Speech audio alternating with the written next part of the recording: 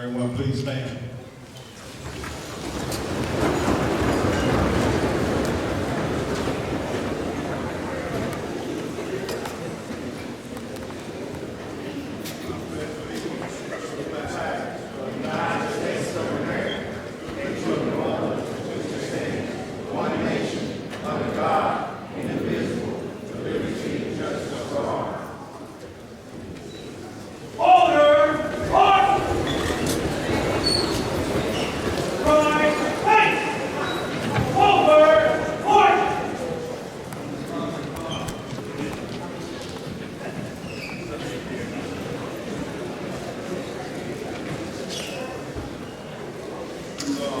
I just want to say good morning to everyone.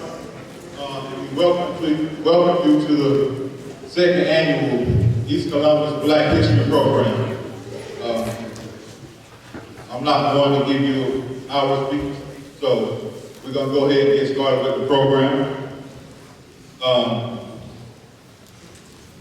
At this time, we'll have Mr. Reginald Schufer to come up and give you the meaning of the story of Lift Every Voice and Sing.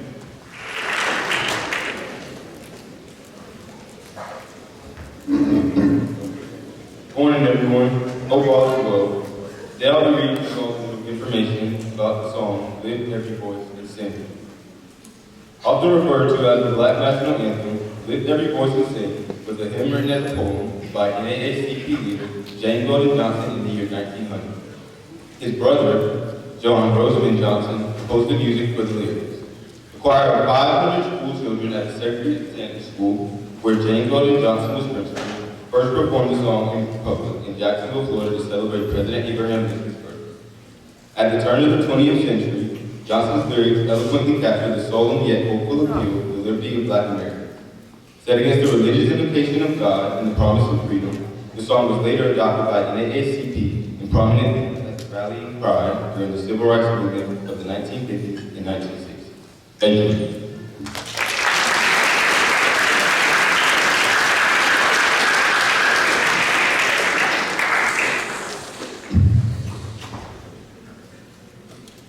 At this time, we'll have Mr. Cox come to play Lift Every Voice and Sing.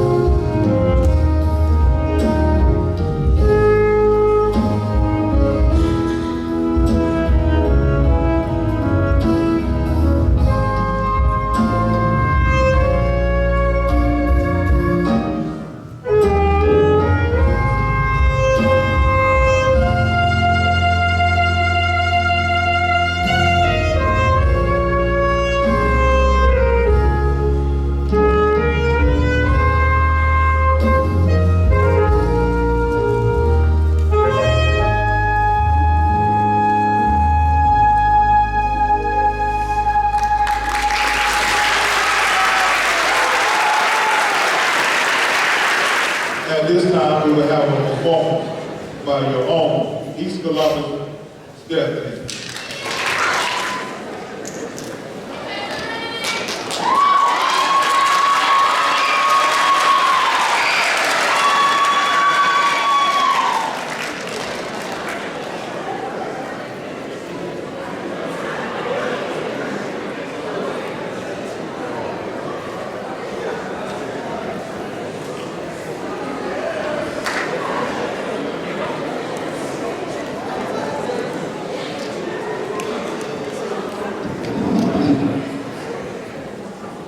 What is stepping?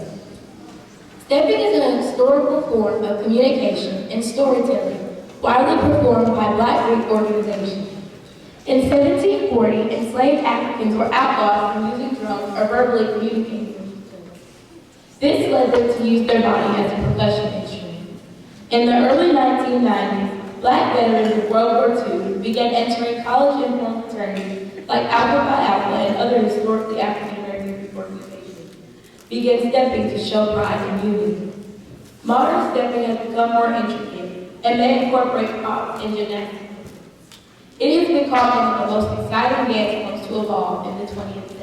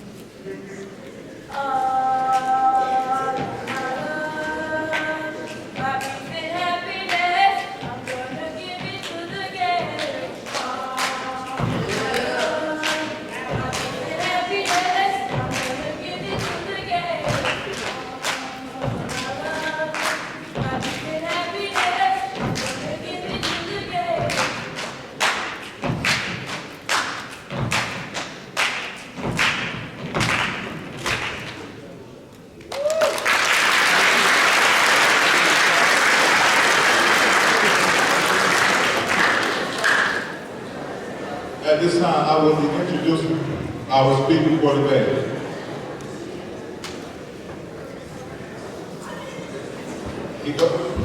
His name is Gator Lee. I am a retired U.S. Air Force veteran from Whiteville, North Carolina, and the child of two men. During my time in service, I worked in aircraft maintenance, keeping planes in top shape and mission ready. While serving in Gator, Afghanistan, I was injured, which changed the course of my journey, but never my fate. Since retirement, I've earned an associate's degree in art, and I'm currently pursuing a degree in psychology. I also stay active with adaptive sports, playing wheelchair basketball and wheelchair rugby, an experience that even took me to the World Cup in London, England. Above all, my life has been shaped by my faith in Jesus Christ. Amen. Everything I've been through, every challenge and victory has been guided by His love and grace. He has impacted my life in such a beautiful way, and I strive to live as a reflection of His purpose. Let's welcome Mr. Gator Lee to the stage.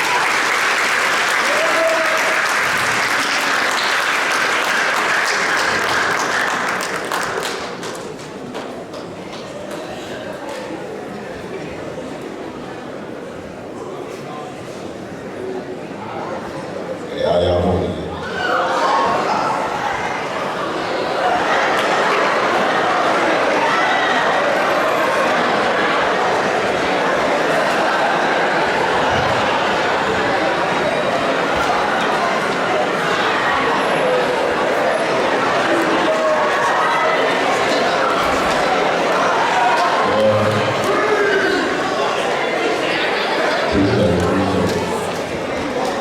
Well, my name is really, like you said, I'm originally from White. Sorry, I'm in Gator. But I'm a wolf baby. Well, I got that.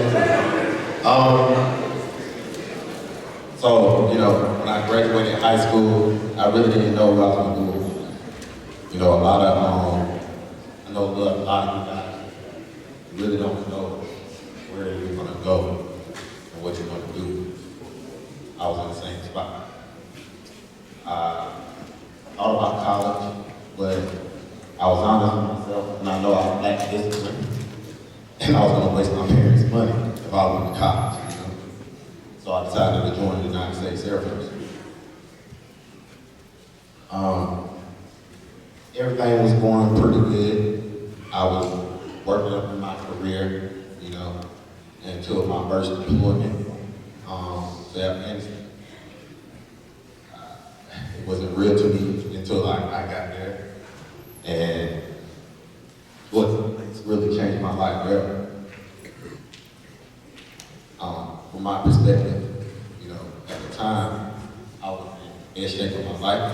I was training to play college ball for the United States Air Force. And I was doing MMA on the side. So I was in best in shape. I say this because it links to the story. I was finally proud of, man, I was building myself up to be. I used to work on airplanes. And I worked myself up to have my name on my own plane. And I was so proud of myself. But I forgot to give glory to the one that put me in that position. So, one day I was feeling kind of, under the weather, and I ain't got nothing of it. My sergeant said, hey, take a nap, then on your day off, sleep it off, come back tomorrow for work. So I did that. I woke up the next morning and my eyes was kind of swollen. And so my sergeant, he had to walk me to the nearest clinic. They said, we're gonna keep you overnight, looking for it.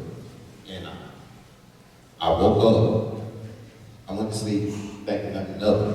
And then I woke up a month later in San Antonio, Texas. I went to bed at 225 pounds of pure muscle, and I woke up at 130 pounds. When I woke up, my liver had failed, my lungs collapsed, kidneys failed, and my eyes were sewn shut, and my skin fell off. Yeah, it's hard to believe. But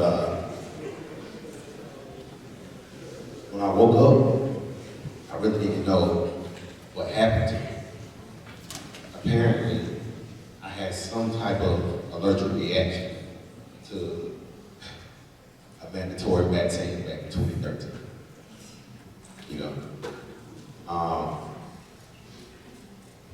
I had to teach myself how to walk all over again. It was a long struggle. And I'm just like, I put all this hard work in, my life was finally going the way I needed to. How did I end up in this situation? Well, sometimes what you think is the direction you need to go might be the opposite of your purpose. So, what got me through that was I had a praying mom. I had a praying father. I had a praying community. And I rested on the only thing I knew, and that was my God. My faith in Jesus Christ. People ask me how did you get through something like that? That's the only answer I can give. So when I woke up out of my coma, I asked the doctor, like, hey doctor, how long will I be in this hospital? He said 6 months to a year. And I smiled. And he was like, what's wrong? And I said, you don't know my God. That's all. And I stood on it. As y'all keep saying, I stood 10 toes down. You know? So, I struggled, and I just knew that there was a bright day ahead. I recovered, I got out of the service, you know, but I was still lost. I had lost my mind. I was going through something like that. But, you know, I'm a firm believer in reading your Bible. My Bible tells me that let this mind be in you, which is also in Christ Jesus. I didn't need my mind, you know. So I trusted in that God still had a purpose for my life. My dad told me to reach out to different veteran organizations, you know, just to get me out of the house. And so I was like that. So I always loved to play sports. I come across some adaptive sports because I'm visually impaired. And I started playing wheelchair basketball. It's really fun, great exercise, you know. And I started doing different events. I go to Dollar games every year. I get to play on Duke basketball court. I met Coach Gator. That opportunity turned into me playing wheelchair rugby. And, you know, that's like roller derby. And something physical, something that I love. And I just was really out here doing it. And that led me to playing in the World Cup in London, England, which was insane. I was treated like a celebrity there, and I'm just some kid from White, a place that nobody even heard about. But I trusted in my purpose. Your purpose is what guides you. Your purpose is not your accomplishments, but what leads you to your accomplishments. You know. Now, I'm a recent graduate. I got my associate's degree, which was really hard, and I'm on my way to get my degree in psychology. And I'm just really out here doing whatever God tells me. So, whenever you guys feel like you don't have no direction, you don't know where to go, just trust in your Creator that He has a plan for you. Don't think that you're too little to make an impact on the world. Don't think that you're too little to make an impact on the people around you. Shine your light and be who God has created you to be. That's it. Sorry.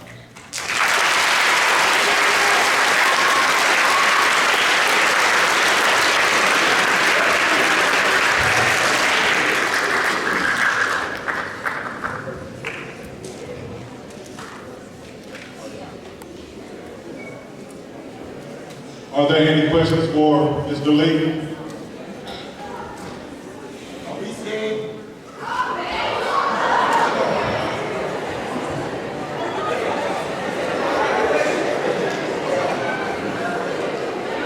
Go ahead.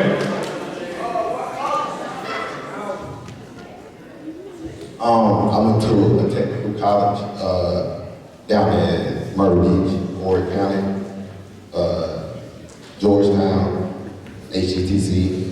I plan on transferring here soon, and I'm pretty sure I'm gonna go get my psychology degree from HBCU, North Carolina Central. That's what I'm trying to apply. Any more questions? Go ahead. Stand up. Stand up.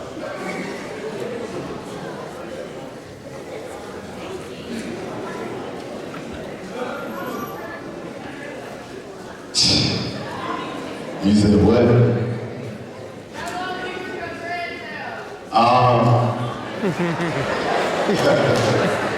I think maybe 3 years. I want to say I've done it a couple of times. You know?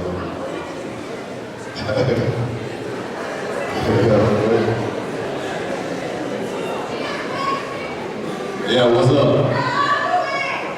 Too old for you.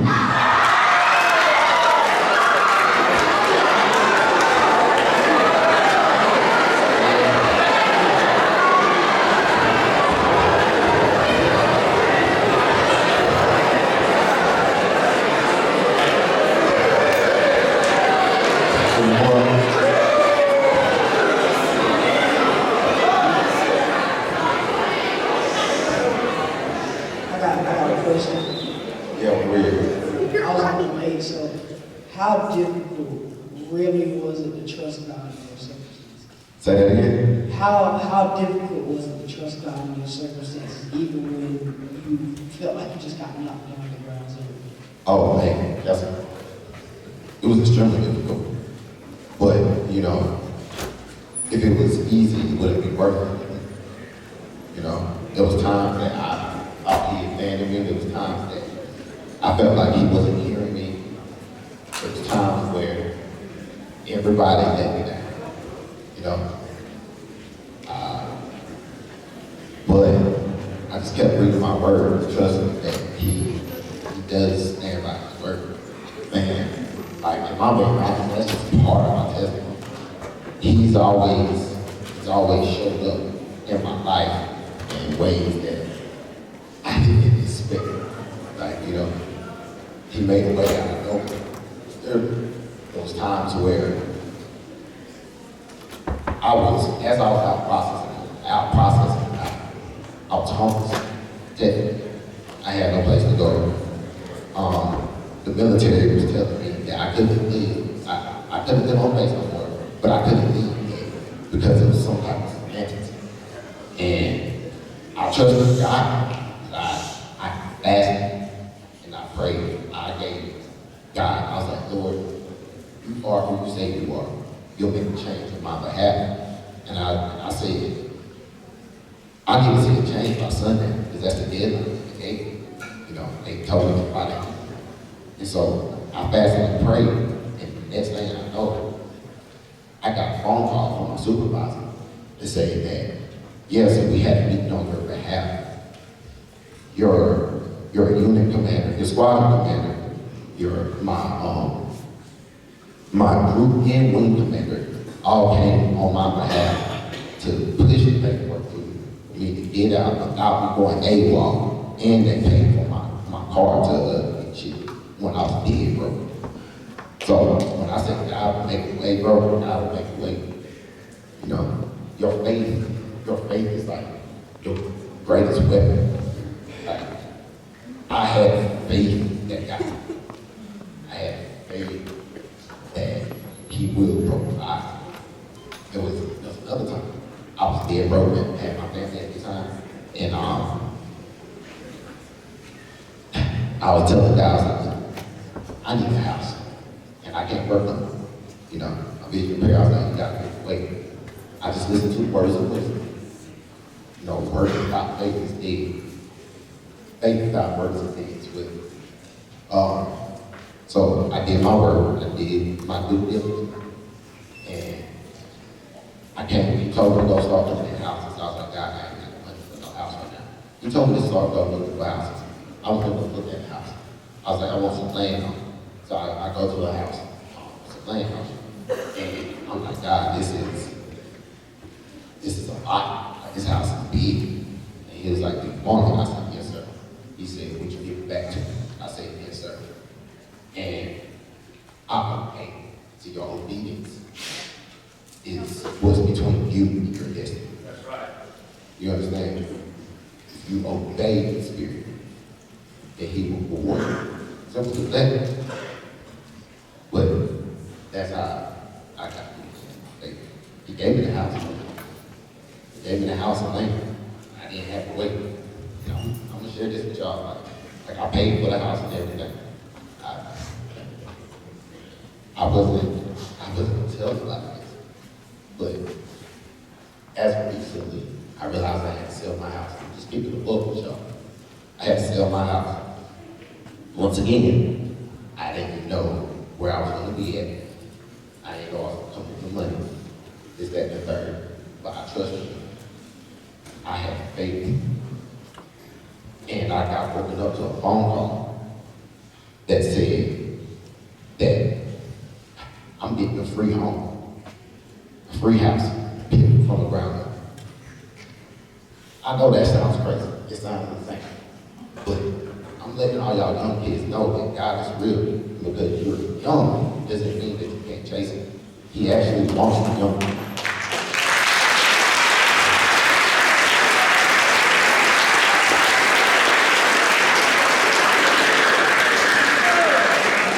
Any other questions?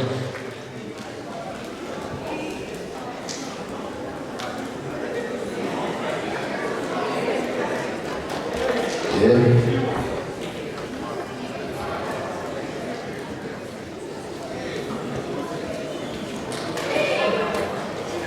Yo, all right, what's up?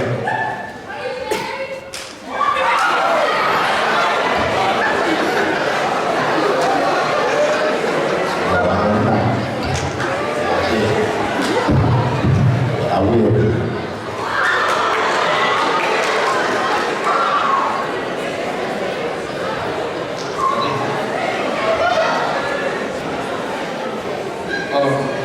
My question is, how long did it take you to regain your strength in what's your times when you felt like you wanted to give up? How long did it take? Well, if I'm being real, man, I'm still believing myself. It's no end point.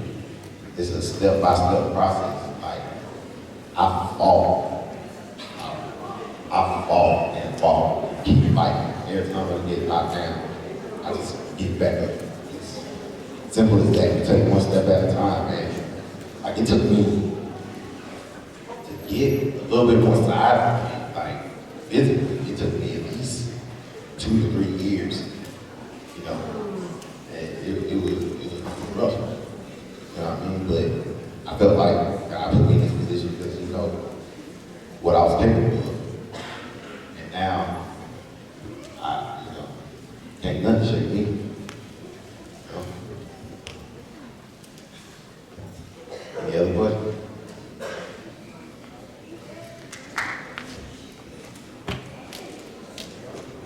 Yeah.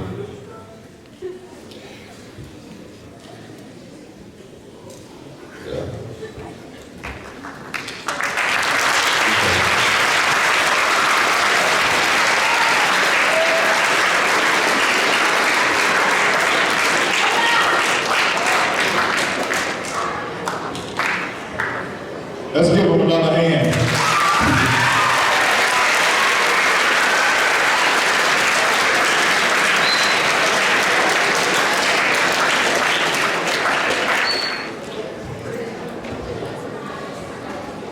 On behalf of the Gators, and this is very unique because I also came from the wolf pack, but I'm a Gator. I'm a Gator. But I want to tell you this before I hand you the bag. Your story is tremendous. And I don't know if the students really understand what you're saying. And I hope that they're listening. Because if you end up falling, that's not your destiny. If you have a setback, that's not your destiny.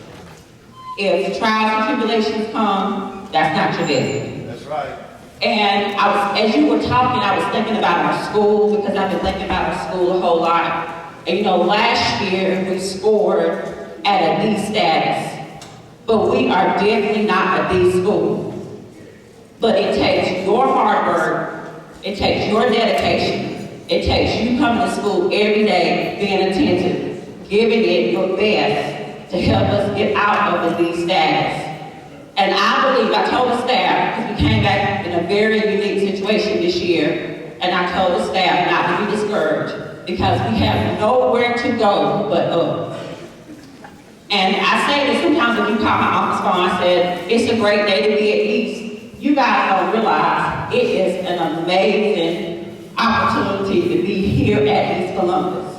The East Columbus Gators, you guys have great heritage, you have great culture here, the diversity here is second to none, but the community aspect, the cohesion, and most of all, the love. And so it is Love Month. We want Mr. Lee to know that we appreciate his time, but I hope that you take his story.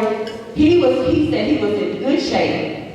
So he was pretty much at the top of his career, living his life, and he got knocked down. But you know what? He could have stayed there, couldn't he? Yes, He could have stayed there, he could have given up, he could have said, you know what, that's it. But he made it in his mind, and he made it his determination that was not his destiny. So I'm making a decree that being a D, that's not our destiny.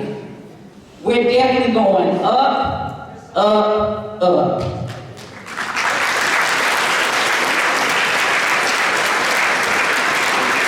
And if you take a look around, Dr. Martin was named the Regional Teacher of the Year. We have made amazing accomplishments academically. Yes, that's something to celebrate. We have students who have been band students that have been named as district band players and things that are happening. So instead of focusing on negativity, instead of being messy and toxic, let's continue to focus on positivity, showing love, being kind. So with that being said, Mr. Lee, please accept this token of love and appreciation for your time, your story, and we believe in you that everything that has been set out for your life, yes, it will come to pass.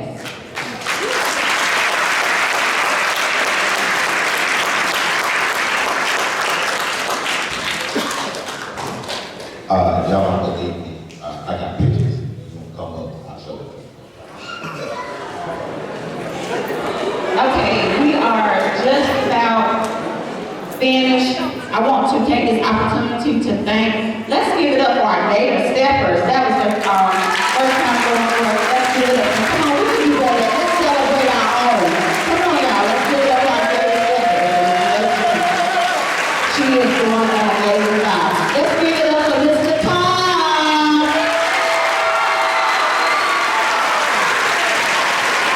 That was a beautiful rendition of Lift Every Voice for Sing.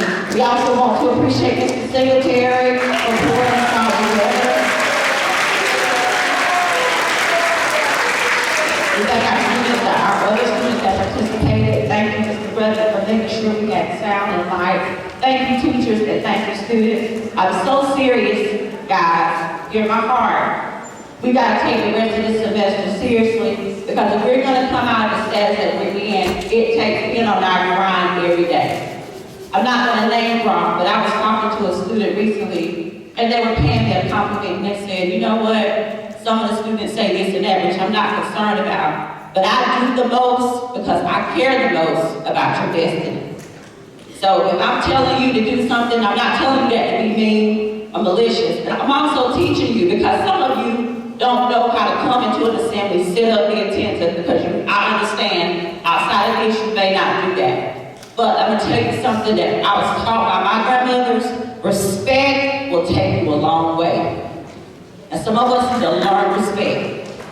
And the way you get respect is you demonstrate yourself, and most of the time it's reciprocated. So again, I'm encouraging you to be the best person you can be every day. Be kind. You never know what your kind word, your smile, your compliment can do for somebody else that may be having a tough day. Also be polite and attentive to your teachers, because their job is very challenging to make sure you get what you need to get to be successful by the end of the school year. I'm banking on you, I'm counting on you. If you didn't do well last quarter, we're in a new quarter, you have a chance to start over and to work hard from this day moving forward. I'm looking forward for more students to gain the honorable status, because I believe that you can do it. All right, so let's have a great rest of today. I love you very much. I don't get to say that often, but I really do care for you, and I want the best for you again, okay?